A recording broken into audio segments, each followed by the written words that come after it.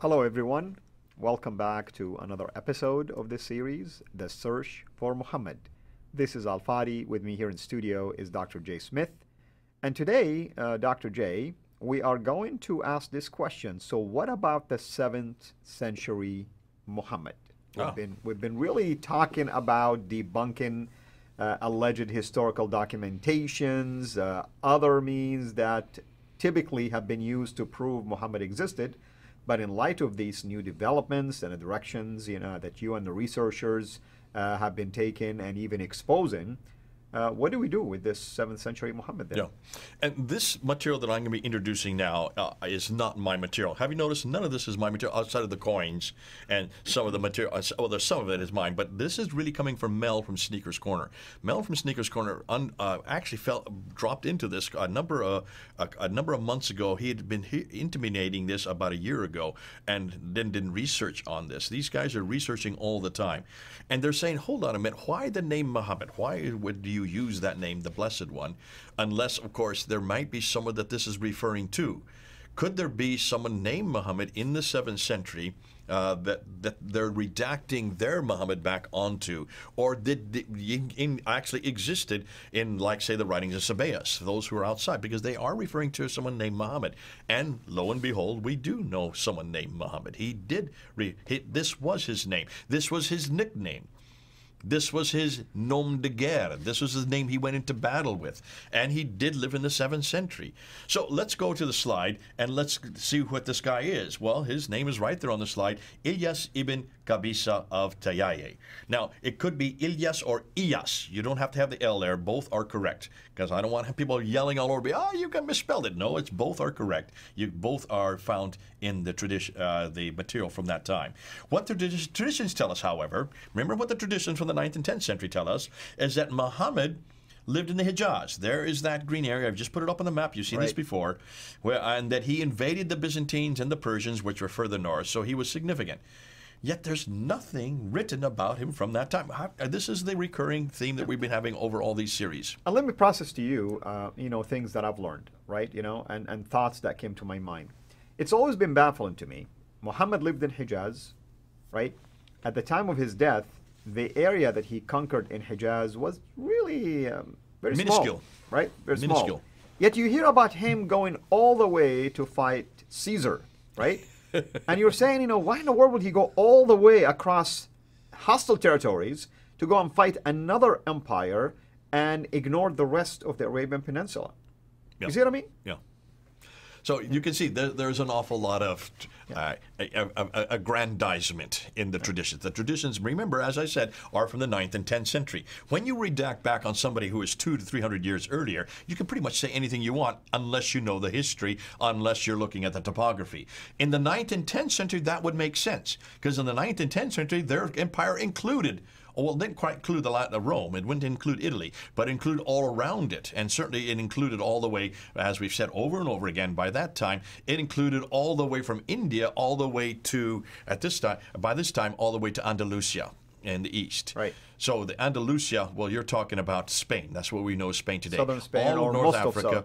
Most of Spain. In the 9th and 10th century. Yeah. So if you're looking back and you're not thinking it through very carefully, as Al-Bukhari and Sahih Muslim and these others are not, or Ibn Hisham even earlier, they're not thinking through, this land did not exist under his control that early.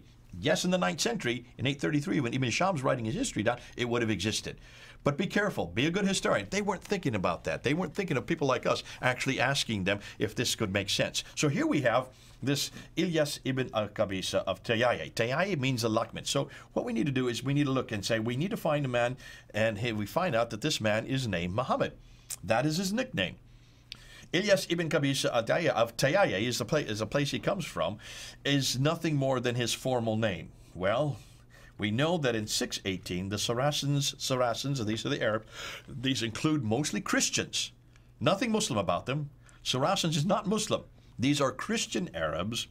They took Syria, Arabia, and Mesopotamia, and they selected a king in 622. Who is that king in 622? Turns out he is a Lakhmid king who rebelled and was kicked out of a city and then reconquered it. So we need to look to someone who was a Lakhmid king, which is a Christian kingdom. Look at the red area there, the red rectangle. That's the Lakhmid area. Notice that is where Iraq is today. So hundreds of miles north. This is not in the Hijaz. All right? Make sure that we get this right. And that he conquered that city, and then he reconquered it again. And where did he come from? He came from that city that I've just put up there, Hira. Today, that's called Kufa. It's just southwest of what is today called Baghdad. Yeah. Back then, it would have been called Ctesiphon. Hira. Okay, let's stop here for a second. Go ahead. What was the name of the cave where Muhammad encountered? Hira cave. There you go.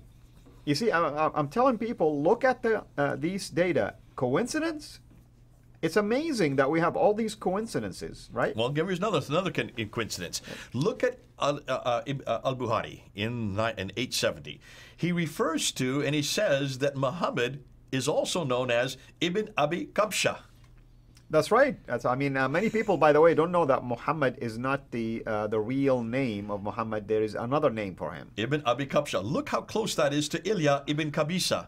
That's right. It's just a deformation of the same name. So even al-Bukhari knows this in the 9th century. He just didn't know where this guy was. It looks like this guy would take a look and go back to the 7th century, and you'll find this is Ilyas ibn Qabisa, but he did not live in the Hijaz. He did not live in Mecca. He did not move up to Medina. He lived way up north in the Hira. He was a Lakhmid king. He was a Christian, not a Muslim.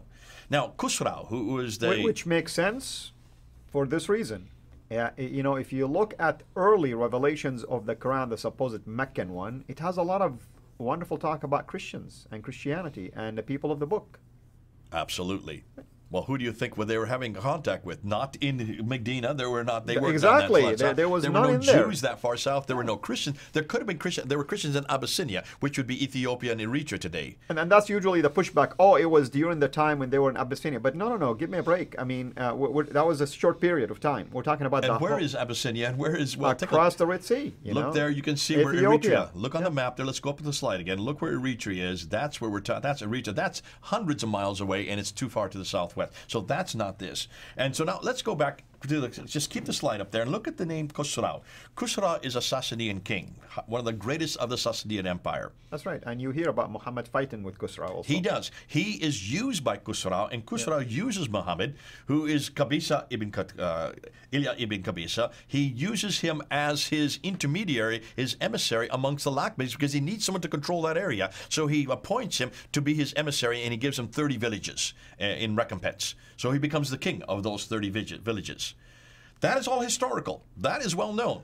That is there in the Sasanian literature. But the Islamic version is that Muhammad sent a letter, Aslim Taslam, basically accept Islam, you will be living in peace, otherwise we will fight you. I mean, that's the tradition. Is like Muhammad sent a delegate to him with a letter, invite him to accept Islam. Okay, and that comes, now look at the slide again, because that does come up there. That is semi-historical, because once the Byzantines can destroy the Sasanians, look at the date, 622. Hijrah. There you go. There's a date for the Hijrah. Once they destroy the Sasanians, that takes the oppression that the Lakhmids and the Ghassanids have been under, these Christians. They've been under this oppression by the Persians. The Byzantines come and destroy them, freeing them up. Who then rebels against Khusrau? Who rebels against the Sasanians? Ilyas ibn Qabisa rebels. He then changes sides and becomes part of the Arab rebellion.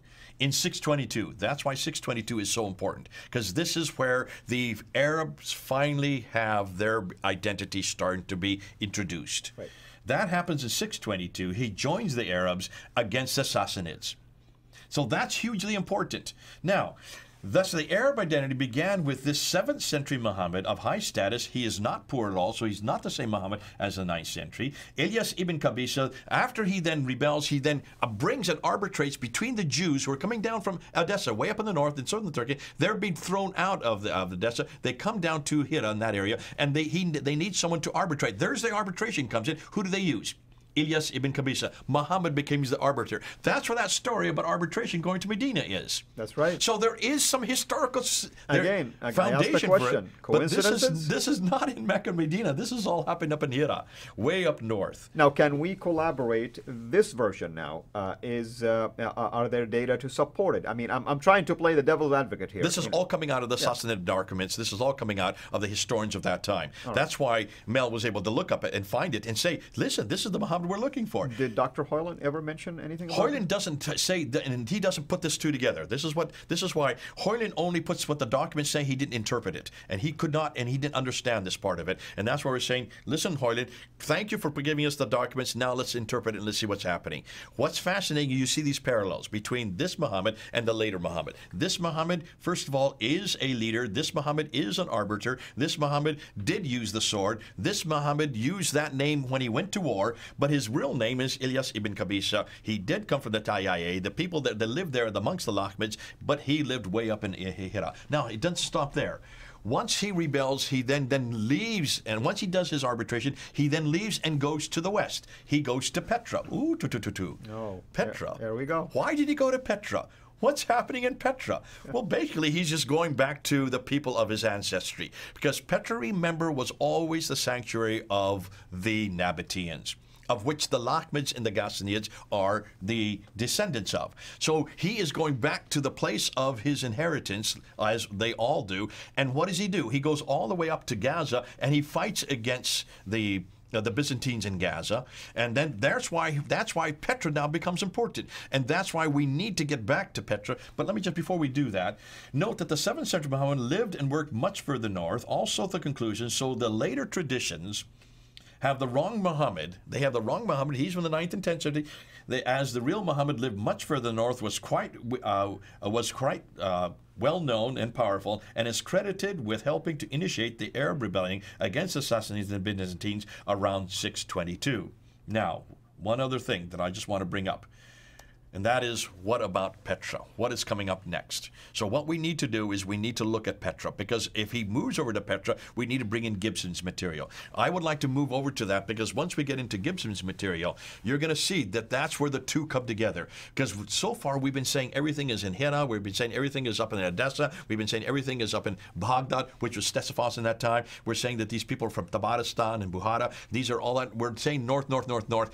We have almost forgot about Gibson. We got to bring Gibson into this too, because we've got to start talking about the Qibla. We've got to see why that the trade routes. We've got to see what Patricia Cronin was bringing up in 1977 in her book Hagerism, and then in 1987 when she wrote Meccan Trade and the Rise of Islam. So that's going to be the next episode. And just to let you know, Kabisa in Arabic, where you get the word kabasa, meaning kind of condensed. That's why you're unpacking it for us. So the name itself explains what we're doing. That's right. And I think Petra, we're going to learn plethora of things from Petra. Plethora from Petra. Absolutely. Absolutely. Your opponent didn't know it. So then the next episode is going to focus now on Petra and all the things that will not... It seemed like we're starting to connect more and more dots. And people have said this, and whenever we've been putting up these videos this last year in 2020, they've been asking, what about Petra? You've forgotten about Petra. No, we haven't forgotten about Petra. It comes up next. You're going to see now why all this makes sense, and you're going to see while the whole evolution of Islam as it's moving from the north, it then finally starts to settle down south. Why down south? That's coming up next. Wonderful, brother. Thank you so much, as always. Thank you to all of you. God bless you. We'll see you next time. Take care. Thank you so much for taking the time to watch this video. We can't make these quality videos without the help of partners like you. So please consider becoming a Patreon supporter today at patreon.com/CIRA International. I want to make sure you always get notified when we release a new video, so please click the bell to be notified, and of course, make sure to subscribe to this channel. If this video was helpful to you, please click the thumbs up. Thank you.